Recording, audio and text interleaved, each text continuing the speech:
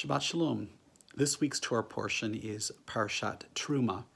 This is the Torah portion in which God, through Moses, gives instructions to the children of Israel for the construction of the tabernacle, the wandering building that was going to be used by the children of Israel in order to worship God during the 40 years out in the wilderness. It is also Parashat Zachor, the second of four special Shabbatot leading up to the holiday of Passover. Shabbat Zachor is always on the Shabbat immediately preceding Purim, which of course begins next Thursday night, and Purim is also observed on Friday.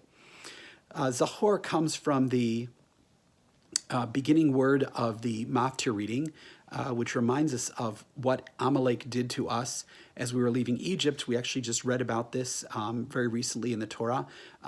Amalek, who attacked the children of Israel right after leaving Egypt from behind, going for the people who were most vulnerable, the sick, the elderly, the children.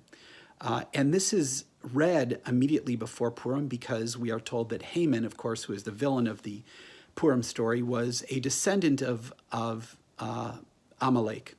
And of course, throughout Jewish tradition, many of the evil forces that have tried to destroy us or persecute us have been tied back to Amalek, seen as descendants of Amalek.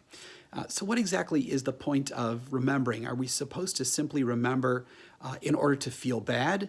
Are we supposed to just be like, oh, boo-hoo, we've had a terrible, sad history? I believe that that's not what Jewish tradition asks us to do. Even on Tisha B'Av, it is supposed to be a constructive kind of remembering when we look back on difficult times and tragedies. And we have to ask ourselves, what is it that we're supposed to remember to do? How do we combat these enemies? What are the things that we can do? And I think we get an answer from the book of Esther itself.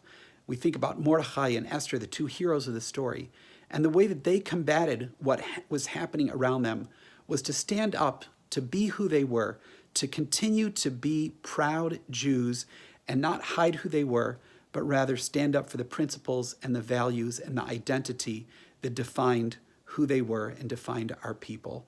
And I believe that's what we need to remember to do on a regular basis, no matter how difficult the times may be.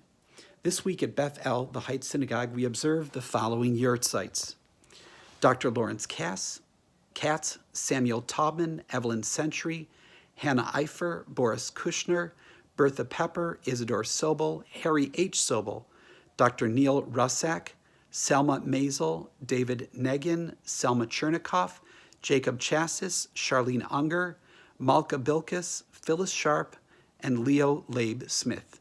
Wishing you all a Shabbat Shalom. Stay warm.